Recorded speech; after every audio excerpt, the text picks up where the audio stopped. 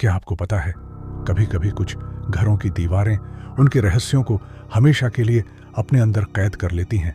ऐसा ही एक रहस्य छिपा है बंगला नंबर 17 के अंदर।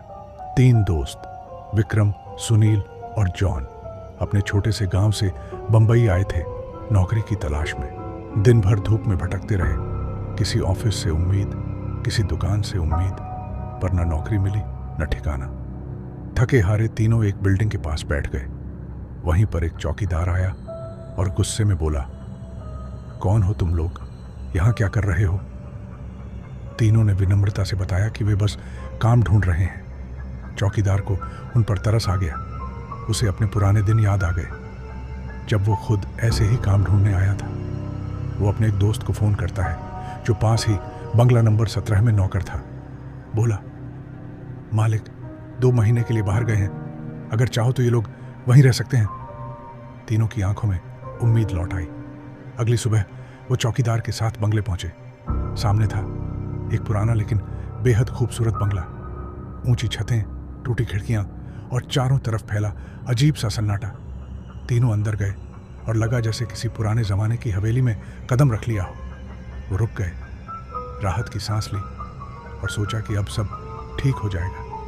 लेकिन उन्हें नहीं पता था कि ये जगह अब किसी और की है। रात के 12 बजे विक्रम की नींद अचानक खुली।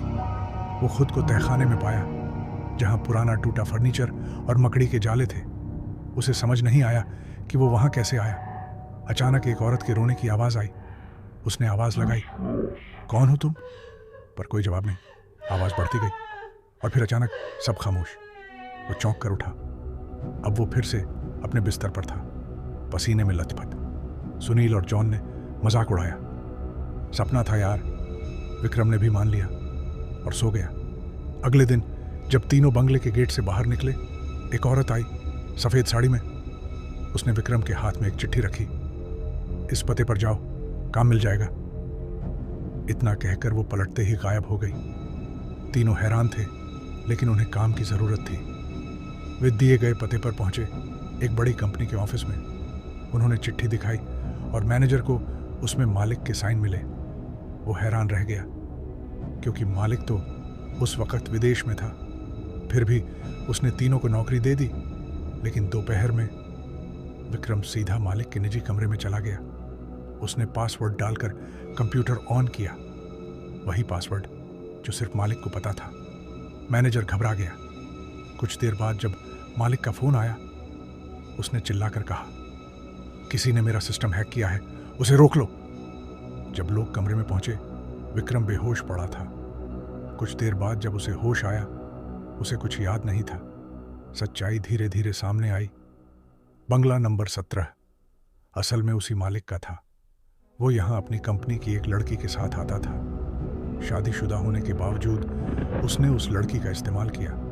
जब लड़की को सच्चाई पता चली तो झगड़ा हुआ और उसी झगड़े में उसकी मौत हो गई। मालिक ने उसके शव को बंगले के बगीचे में दफना दिया और वो रहस्य हमेशा के लिए मिट्टी में मिल गया। पर एक गलती सब बदल गई। जब विक्रम ने उसी जगह पर पैर रखा जहां लड़की की लाश दबी थी, वो आत्मा विक्रम के अंदर समा गई। वो उसके जरिए अपना बदला लेने आई थी। विक्रम के हाथों से ही मालिक के सारे गुनाह इंटरनेट पर वायरल हो गए। वो आदमी विदेश में ही गिरफ्तार हो गया। उसकी सारी हकीकत दुनिया के सामने आ गई। उस लड़की की आत्मा ने मरकर भी अपना बदला ले लिया और शायद अब उसे शांति मिल गई। तीनों दोस्तों ने वो बंगला छोड़ दिया, लेकिन जब भी कोई उनसे बंगला नंबर 17 के बारे में पूछता है, वो सिर्फ इतना कहते हैं, कुछ दरवाजे ऐसे होते हैं जिन्हें खोलना नहीं चाहिए। क्या तुम भी यकीन करते हो कि मृत आत्माएं अपने अधूरे काम पूरे करने लौटती हैं?